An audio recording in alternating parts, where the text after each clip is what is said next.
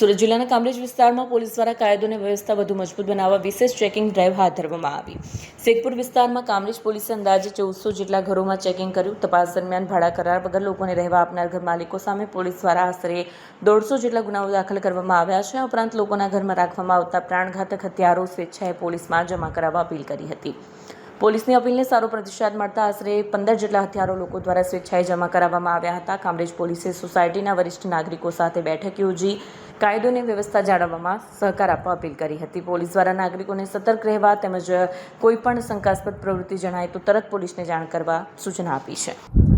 આજરોજ Kamrej police station વિસ્તારમાં શેખપુર ગામે હરિદર્શન સોસાયટી આવેલી છે।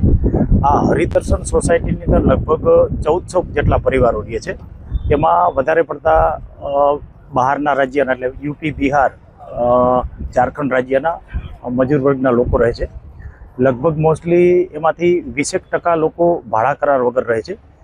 આ તમામ વિરુદ્ધના ભાડા કરાર નથી કરેલા એના વિરુદ્ધમાં તમામ વિરુદ્ધમાં જાહેરનામા ભંગના ગુના દાખલ કરી કાયદેસર કાર્યવાહી કરવામાં આવેલી છે। તેમજ આ સોસાયટીની અંદર જે સોસાયટીમાં અત્યારે છે છાસવારે નાના મોટા બનાવ બનતા હોય છે મારામારીના અને માથાકૂટના। એ અનુસંધાને સોસાયટીના જે વરિષ્ઠ નાગરિકો છે એમને આજે વિનંતી કરવામાં આવી જાહેરમાં કે તમારા ઘરની અંદર કોઈ પણ પ્રાણઘાત હથિયારો હોય તો આ હથિયારો સ્વેચ્છાએ અહીંયા પોલીસ પાસે જમા કરાવી દો, નહીંતર મહેરબાન કલેક્ટરશ્રીનું જ્યારે જાહેરનામું આવશે અને કોમિંગ થશે ત્યારે અમે ગુના દાખલ કરી કાયદેસરની કાર્યવાહી કરશું, જેથી સોસાયટીના જે શાંતપ્રિય લોકો છે એમના જે ઘરમાં હથિયાર હતા એ સ્વેચ્છાએ હથિયારો પણ આજે પોલીસ સમક્ષ જમા કરાવ્યા છે।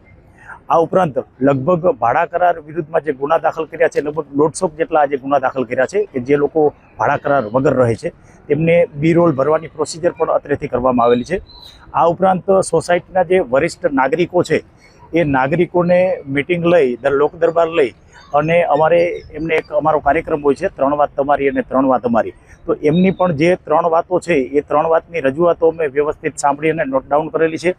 અમારા તરફથી જે 3 વાતો એમને કહેવામાં આવી છે કે કાયદોની વ્યવસ્થા જાળવવા માટે એ 3 વાતોનું ઇમ્પ્લિમેન્ટેશન થાય। દાખલા તરીકે વ્યાજ વટાવના કોઈના ત્રાસ હોય અને લોકો જાહેરમાં કહેવાથી ડરતા હોય અથવા તો કોઈ ભોગ બનેલા હોય તો એ અમારી સમક્ષ આવે અને ફરિયાદ કરે તો એના વિરુદ્ધમાં અમે કાયદેસર કાર્યવાહી કરી શકીએ।